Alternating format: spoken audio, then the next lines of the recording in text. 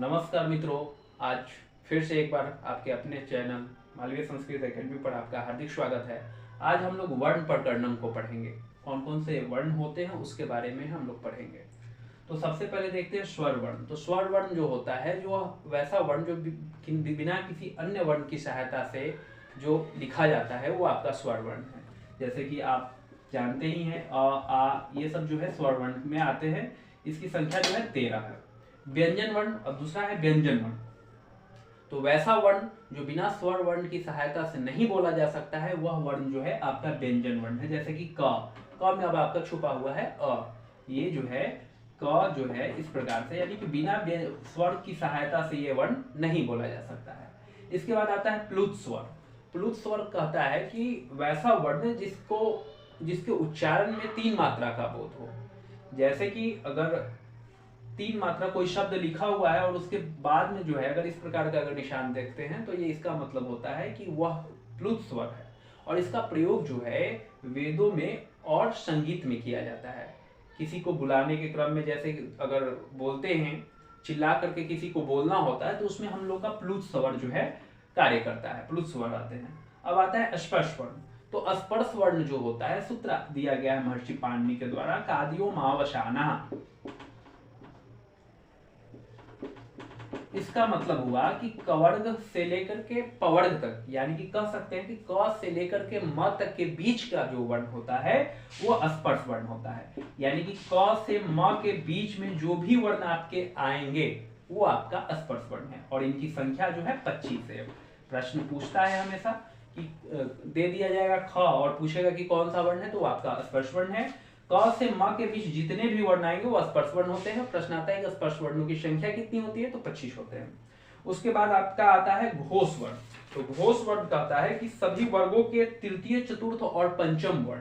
तो आप याद रख सकते हैं 3, 4, 5 तृतीय, चतुर्थ और पंचम वर्ण, और इसके अलावा य, र, ल और व, ये आपके घोष वर्ण आते हैं।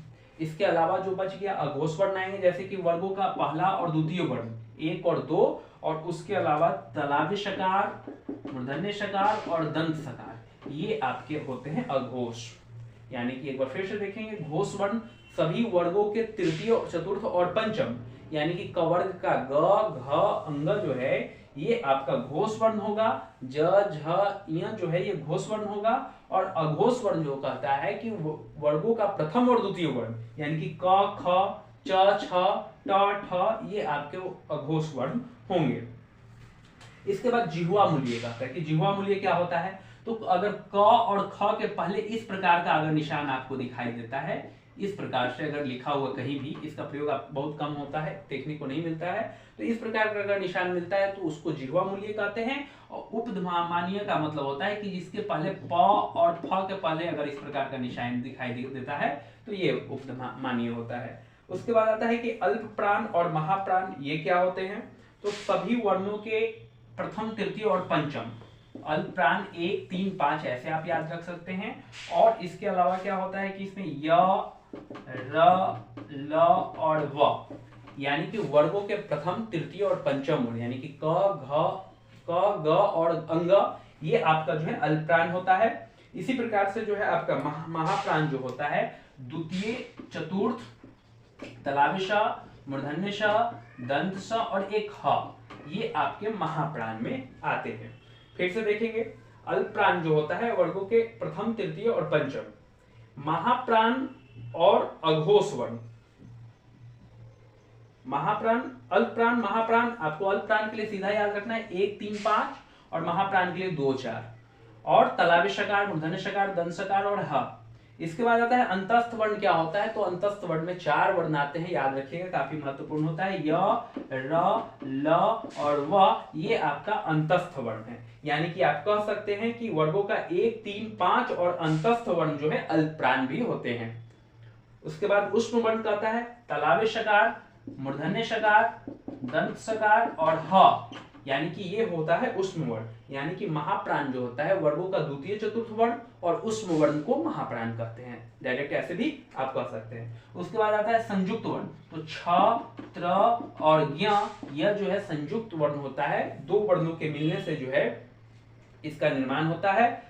और अयोगवाह क्या होता है, तो अयोगवाह जो होता है अनुस्वार और विसर्ग को, अनुस्वार और विसर्ग को अयोगवाह कहते हैं, अनुस्वार और विसर्ग को अयोगवाह कहते हैं। इसके बाद अंतिम बचा हुआ है हमारा प्रत्याहार। तो प्रत्याहार जो होता है उसमें जो है बताया गया है कि प्रत्याहार की जो संख्या होती है ये माहेश्वर सूत्र से बनते हैं, इसकी संख्या 41 या 42 के लगभग माना गया है। और ये जो है भगवान शिव के डमरू से निकली ध्वनियां हैं, जिसको हम लोग माहेश्वर सूत्र में पढ़ते हैं, 14 सूत्रों में पढ़ते हैं। प्रत्याहार कैसे बनाए जाते हैं ये आगे की क्लास में हम पढ़ेंगे। तब तक के लिए नमस्कार, धन्यवाद।